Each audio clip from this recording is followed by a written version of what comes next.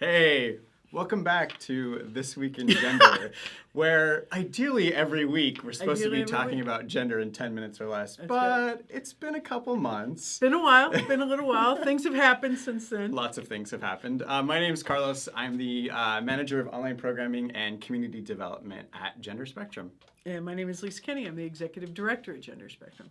So it's true, lots is happening, not only in the world of gender, but also part of the delay was we were broken into and somebody stole our equipment. And then we didn't know if that was like a protest for This Week in Gender. Like maybe they didn't like it. I don't know. Then we bought all new equipment, and before we could use that, somebody broke in again and stole it again. And twice. We're not sitting on a lot of cash. Took us a while to get get that equipment back up. But we do have it back again, so that's good. And in the meantime, we've been really busy with non-break-in related activities. We've got a lot of stuff. The world of gender, I think, is becoming even more of a spotlight issue, even more in popular culture, in news. I mean, I've got a list of things that have come up in the 2 months since we've done This Week in Gender. Yeah, and those are even just a big story. So so instead of two different stories, I think we're just going to kind of make this our catch-up episode, right? Maybe and talk about some of the things that have been going on. So that would be great. Yeah. Okay. I'll name them, and then we can talk about them as we go along.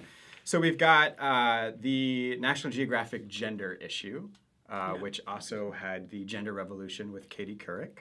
We have the Gavin Grimm case with the U.S. Supreme Court. Mac Beggs, the trans wrestler in Texas. Maybelline has a male ambassador, Manny Gutierrez. New York Times article on the rise of male beauty bloggers. Yeah. We've got RuPaul's Drag Race returned for season 9 with the first openly out trans woman contestant in the show's history. We have the U.S. Census proposed, then immediately withdrew LGBTQ survey questions on the 2020 census. There's been an increase in Black trans women homicides in the U.S.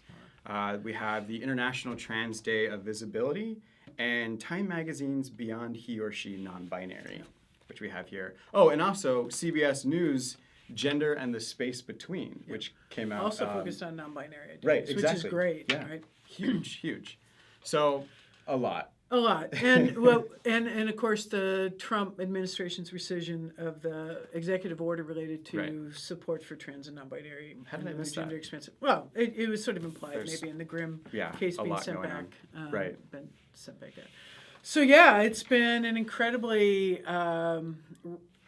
rich time in the discussion about gender and lots of great things and also some really difficult things. And so important maybe that we just sort of talk about maybe some of the ideas that are of real value. Great. I think it's exciting to see, and I think you share this perspective as well, it's really exciting to see a greater understanding and awareness of non-binary identities. I think it's one of the ways in which, so maybe the first piece was to go from thinking about binary genders in conflating that with just sort of the sex assigned at birth. And I think sort of that was a great awareness as a first step. But now I think really this understanding that of people that don't fit into a binary gender system, and that in fact the majority of the millennials being the first generation, but it's even more so now with kids that are younger than that.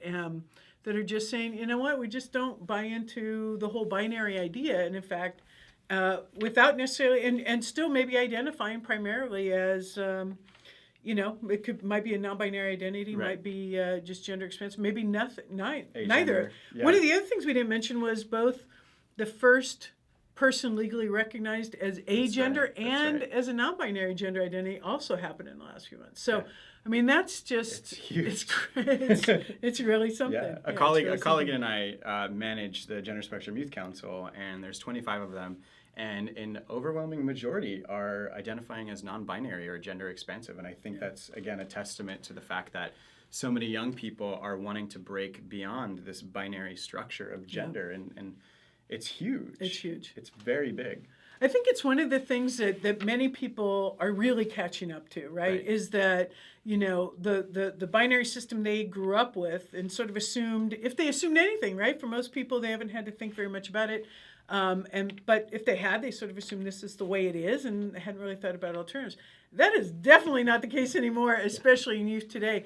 And I think, we get really fixated on schools and how our schools responding to this. And of course, we care very deeply about that and work with a lot of wonderful schools that are trying to figure out how to really manage this effectively in their schools, and in fact are doing so.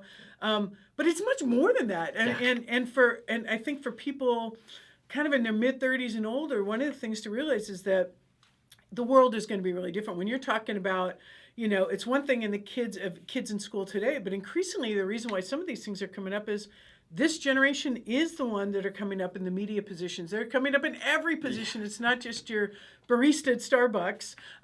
It's also, your doctor. It's it's the people you interact with on a really, it's the fitness instructor. It's it's the person who designed the app that you're using every day. It's the preschool teacher. It's the preschool teacher. It's just increasingly the idea around gender awareness, the idea of, again, going beyond a binary, or even within that binary, of being more critical of it, right? Like, we've got the rise of male beauty bloggers who say, like, makeup isn't just for women anymore. And it is a rapidly growing industry. So many people want, when you don't see yourself in the media, you want that visibility. When your story doesn't exist, you create your own story. And that's what's happening right now.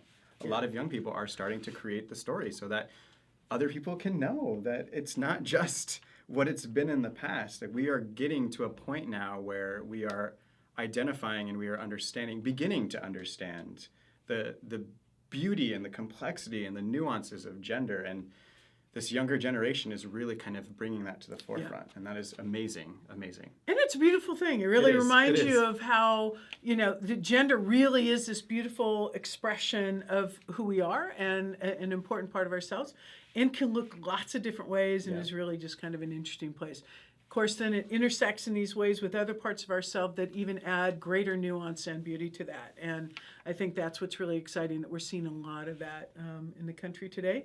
And I think a lot of people just going, oh, this isn't just about this person or that person, it's also for me. And we all have a gender, right? And being reminded of how that shows up. So it's not only that youth, who often are good reminders for all of us as to that it's important to sort of look at who we are and to ask with a critical eye sort of what about that works and what doesn't work.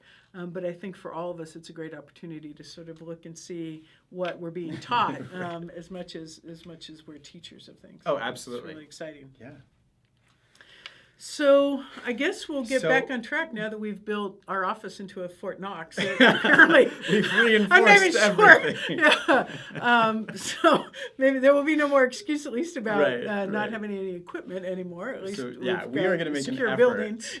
To have a this week in gender, not a bi-monthly in gender. That's right. And certainly, as today's episode tells us, there's a tremendous amount of really interesting things and some sad and difficult things going on.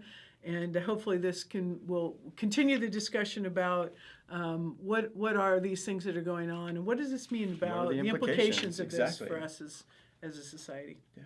So stay tuned for This Week in Gender, where we talk about gender in 10 minutes or less. We'll see you next week. Next week. Take care. Thanks, everyone.